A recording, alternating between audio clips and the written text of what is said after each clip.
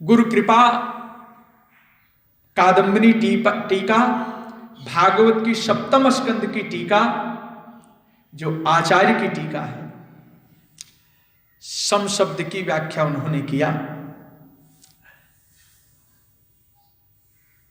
राग द्वेषादि समस्त दोषों से रहित होने के कारण परमपिता परमात्मा रघुनंदन श्री रामचंद्र जी का न कोई प्रिय है न कोई अप्रिय है।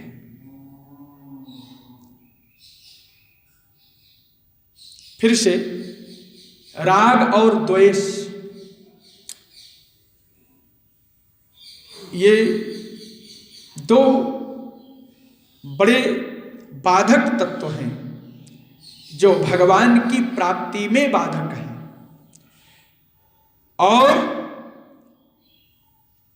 इनसे संबंधित जीवात्मा किंबहुना साधक जब संबंध प्राप्त कर लेता है तो भगवान की प्राप्ति से वो दूर हो जाता है। इसलिए आचार्य श्री ने इस सम शब्द की भाव में रखा कि राग द्वेषादि समस्त दोषों से रहित होने के कारण परमात्मा प्रिया और प्रिय के विभाग से, प्रिय और अप्रिय के विभाग से सर्वथा रहित है। न कोई उनका प्रिय है न उनकी दृष्टि में, उनकी देख में कोई अप्रिय है। इसलिए भगवान सम है। समोहम सर्वभूतेषु, गीता श्रुति। भगवान सब में सम भाव रखते हैं। सब मम प्रिय सब मोहि उपजाए, सबते अधिक मनुज मोहि। भगवान सम है क्योंकि प्रिय और अप्रिय का विभाग जो है राग द्वेषादि मूलक होता है।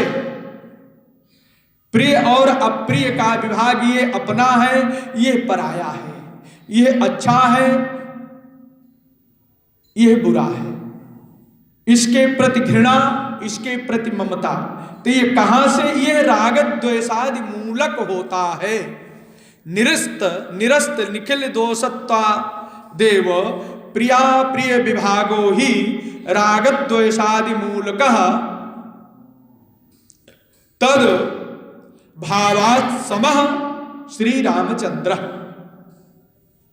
राग द्वेषादि मूलक जो प्रिय अप्रिय का विभाग है, उन प्रिय अप्रिय भावों से रहित सर्वथा जो परमात्मा है वो रघुनंदन श्री रामचंद्र जी हैं।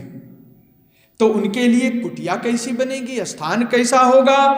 तो समः, इसीलिए भागवत की सप्तम स्कंध प्रथम अध्याय के प्रथम श्लोक में समः प्रिय सुरोहित ब्राह्मण भूतानां भगवान स्वयं। समस्त प्राणियों के प्रति संभाव रखने वाले परमात्मा के में यह वैषम्यता कहां से दिखाई पड़ रही है कि ये राक्षसों का वध कर रहे हैं। कथम भूतम, कथम, किस कारण से? दैत्यानवधि विषमो यथा। परीक्षित जी के ये प्रश्न है, किस प्रकार से विषमता भगवान में? 15 अध्यायों में केवल भगवान के सम की व्याख्या की गई। तो यहां बता रहे अयम देश समः श्रीमान पुष्पितैस्तरुभिर्वृतः इहाश्रम पदम रम्यम यथावत् कर्तुमर्हसि। यह देश समः है और श्रीमान है। ठाकुर जी स्वयं तो सम है और श्रीमान है, और उनका जो स्थान भी है वो सम है और श्रीमान है। यह दास ने सूत्र रूप में आपके चरणों में निवेदन कर दिया है। इसलिए लक्ष्मण जी ने बस भगवान का आदेश हुआ और पंचवटी में एक पर्णकुटी बना करके तैयार कर दिया। और जब पर्णकुटी तैयार हो गई तो एवं मुक्तस्तु रामेण लक्ष्मणा परवीरः अचिरेणाश्रमं भ्रातुश्चकारशु महाबलः। और तुरंत तैयार कर दिया, बढ़िया बन गया, बहुत सुंदर फुलवारी लग गई, सुंदर वाटिका से सुशोभित। भगवान राम ने देखा, प्रसन्न हो गए। लक्ष्मण, तुम तो स्थापत्य कला में भी प्रवीण हो, है? तुम तो स्थापत्य कला में, शिल्प कला में प्रवीण हो। इस प्रकार की कुटिया का निर्माण, लक्ष्मण प्रीतोस्मि, मैं आप पर बड़ा संतुष्ट हूं। प्रीतोस्मि ते महत् कर्म, आपके इस महत् कर्म से, महत्वपूर्ण कर्म से, अनोखी स्थापत्य कला से, शिल्प कला से अहम प्रीता, मैं संतुष्ट हूं। त्वया कृतमिदं प्रभो अप्रदेयो यन्निमित्तं ते। आज इस महत्वपूर्ण कार्य के बदले मेरे पास कुछ है नहीं देने को। आहा, ये जो सुंदर पर्णकुटी मेरे लिए आपने बनाया है, इसके बदले में न तो मैं कुछ दे सकता हूं और न मेरे पास शब्द हैं कि उन शब्दों से मैं इस कृतज्ञता का ज्ञापन कर सकूं। ये राम की वाणी है। सूत्र यहां समझना चाहिए। आचार्य जी कहा करते थे, जिस स्थान पर पूजन करना हो, जहां भगवान को पधराना हो, बढ़िया श्रृंगार करना चाहिए, बढ़िया पवित्र रखना चाहिए। मेरे पास शब्द नहीं है कि मैं उन शब्दों से मैं इस महत्वपूर्ण कार्य की प्रशंसा कर सकूं। मेरे पास ऐसी कोई कीमती वस्तु नहीं है जो मैं आपको दे सकूं, लेकिन एक वस्तु है। हे लक्ष्मण, मेरे पास एक चीज है। हे सुमित्रा कुमार, प्रदेयो यन्निमित्तं ते, केवल एक वस्तु है। वो क्या है? कहा, मेरा आलिंगन। आहा, परिष्वंगो मया कृतः, मैं इस सेवा का, इस दासत्व का ऋण चुका नहीं सकता हूं। हे लक्ष्मण, आपको देखने से ऐसा लगता है, अनुभव होता है, अभी हमारे पिता मरे नहीं हैं, अभी हमारे पिता जीवित हैं, अभी हमारे पिता जीवित हैं। आपकी इस सेवा वृत्ति को देख करके, समर्पण को देख करके मैं आपको अपना आलिंगन प्रदान कर रहा हूं। भावज्ञेन कृतज्ञेन धर्मज्ञेन च लक्ष्मण त्वया पुत्रेण धर्मात्मान संवृत्तः पिता मम। आप जैसे कृतज्ञ, आप जैसे भावज्ञ, आप जैसे धर्मज्ञ पुत्र को प्राप्त करने के कारण मेरे पूज्य पिता श्रीमान दशरथ जी का अभी परम पद नहीं हुआ है, वह आपके रूप में जीवित है।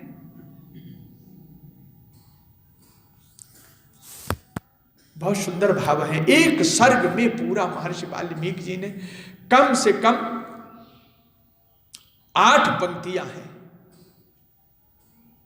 इतना भावपूर्ण उस प्रसंग में किया है। श्री महर्षि वाल्मीकि जी कह रहे हैं, अब पंचवटी में प्रिया प्रियतम निवास कर रहे हैं। हेमंत ऋतु का आगमन आ गया, हेमंत ऋतु आ गई। शरद ऋतु के बीतने पर, हेमंत ऋतु के प्रारंभ होने पर, जब भगवान मंगलमय प्रातः काल की पावन वेला में गोदावरी में डुबकी लगाने के लिए गए, साथ में लक्ष्मण भी गए, तो लक्ष्मण जी को तिनका किंचित ठंड लग रहा है, शैत्य का अनुभव हो रहा है। लक्ष्मण ने कहा, हे भरताग्रज, हे लक्ष्मणाग्रज, हे सीताभिराम रघुनंदन राम, हे कौशल्या संवर्धन रघुनंदन राम, हे मेरे आराध्य, हे मेरे प्राण प्रियतम, इस गोदावरी के जल में स्नान करते हुए भैया भरत की याद आ रही है, भैया भरत की याद आ रही है।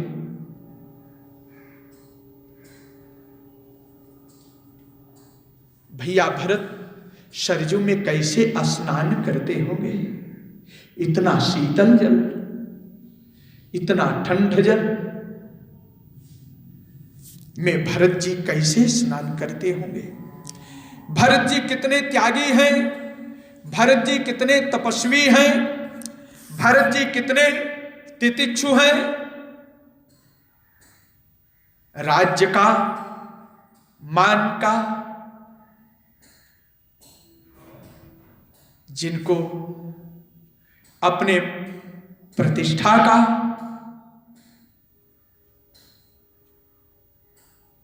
प्रतिष्ठा की कुछ चाह नहीं है, केवल भगवान राम के लिए वो जीवन यापन कर रहे हैं। ऐसे श्रीमान भरत जी कैसे स्नान करते होंगे, जो बिना बिछाए ही पृथ्वी पर शयन कर रहे हैं। त्यक्त्वा राज्यं च मानं च, राज्य का परित्याग कर दिया है जिन्होंने, नंदग्राम में रह करके हे राघव आपकी चरण पादुका से आदेश लेकर के अयोध्या की देखरेख करते हैं। इसलिए त्यक्त्वा राज्यं च मानं च भोगांश विविधान बहु, समस्त भोगों को, भोग सामग्रियों का जिन्होंने परित्याग कर दिया है।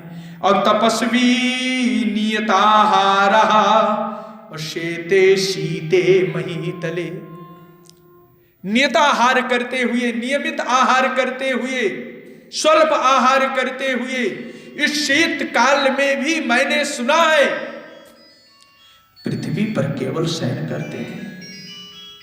ऐसे कृष्णकाय शरीर वाले तपस्वी श्रीमान भरत जी किस प्रकार से सरजू के शीतल जल में स्नान करते होंगे।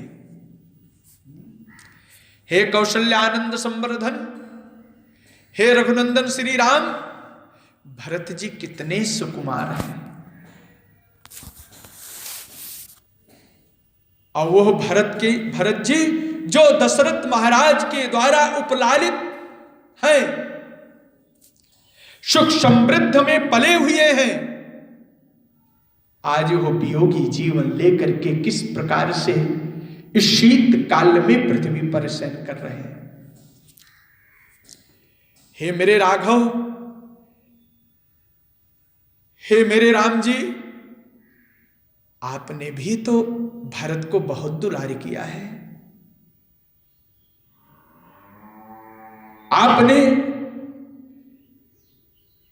स्वयं भरत का अतिशय दुलार किया है, वात्सल्य भाव से भरत का आपने सतत पोषण किया है, परिरक्षण किया है।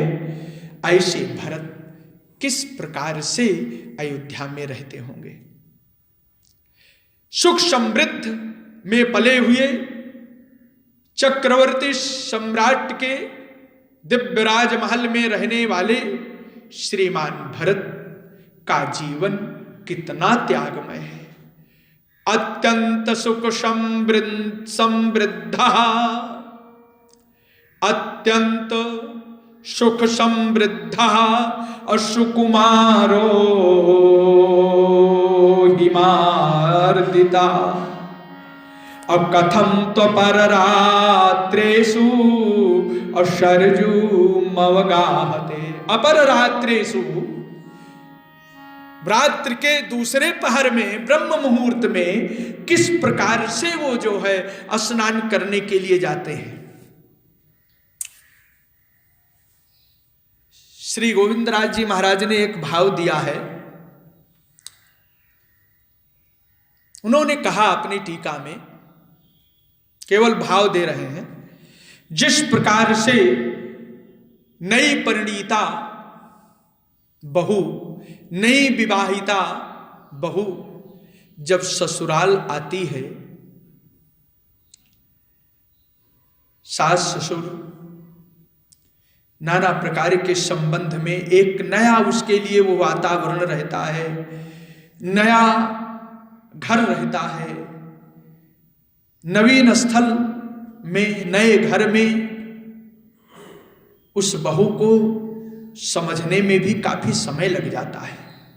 लेकिन अभी अभी विवाह करके आई है, संजोग गड़बड़ था कि वो वैधव्य योग को वर्ण कर लिया, पति समाप्त हो गया। ऐसी बहू जो अभी विवाह करके आई है, मांगलिक चिन्ह अभी उसके शरीर पर लगे हुए हैं, वस्त्राभूषण है, उसका पति समाप्त हो गया। आज की परिपाटी गड़बड़ है, दूसरा विवाह कर दे रहे हैं, देवर के साथ विवाह हो जा रहा है, फलाने के साथ हो जा रहा है। बात तो दूषित है, लेकिन पहले महाराज उसी घर में पूरा जीवन व्यतीत कर ले जाती थी, पूरा जीवन। ऐसी बहू किसी को अपना मुख दिखाना पसंद नहीं करती है। लोग कहेंगे ये वही है जिसने आते ही पुत्र को खा लिया। वो सबसे अपने आप को छिपा करके रखती है। अयोध्या की राजमहल में, अयोध्या की पावनी धरा पर रहने वाले भरत जी महाराज नई परिणीता बहू के समान भरत जी का जीवन है। कोई मुझको देख न सके, भरत जी ब्रह्म मुहूर्त में उठते हैं और स्नान करके अंधेरे में ही अपने आश्रम पर चले आते हैं। मेरा कोई मुख न देखे, नहीं तो यही कहेंगे यही भरत है, ये जा रहा है जिसके कारण ये अयोध्या विधवा हो गई है, ये वही कैकेयी का पुत्र भरत है जिसके कारण दशरथ का मरण हुआ है,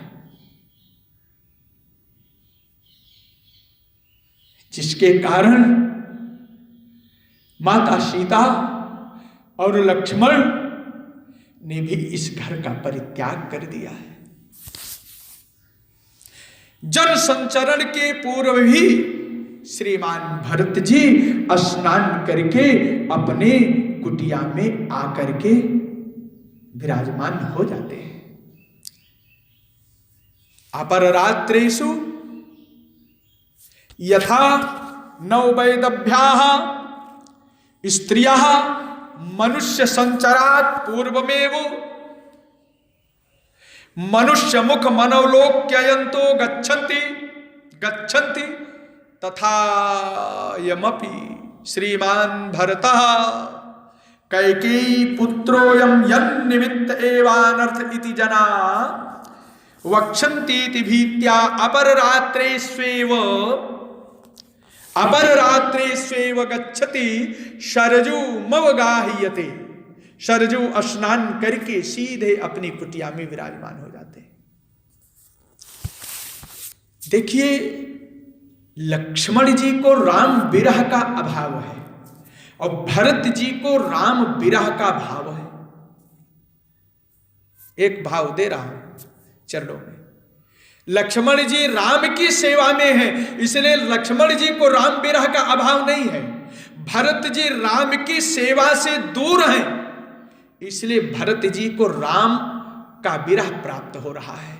तो राम विरह के ताप से भरत जी कैसे हैं?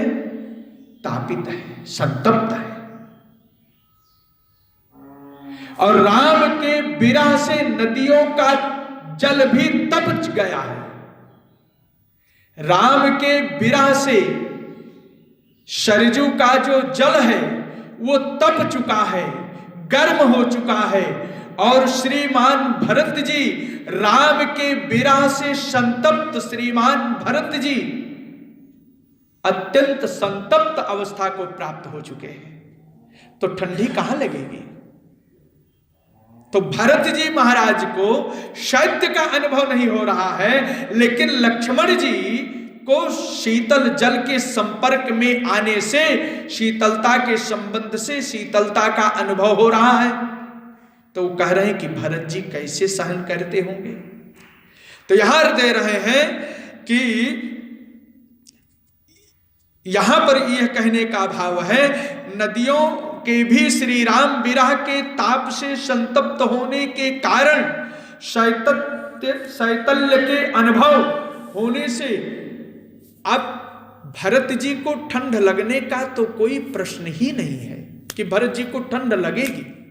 ठंड कहां से लगेगी। तो इस प्रकार से महाराज जी अयोध्यानाथ श्री भरत जी का पावन चरित्र श्री लक्ष्मण के द्वारा वर्णन हुआ। राम जी ने कहा, लक्ष्मण तुम ठीक कह रहे हो। भरत जी की चर्चा करते करते लक्ष्मण ने कैकेयी माता को कुछ कटु शब्द कह दिया। राम जी क्रोधित हो गए, कहा तुम मां को क्यों कटु शब्द कहते हो, तुम तो भरत का चरित्र कहो।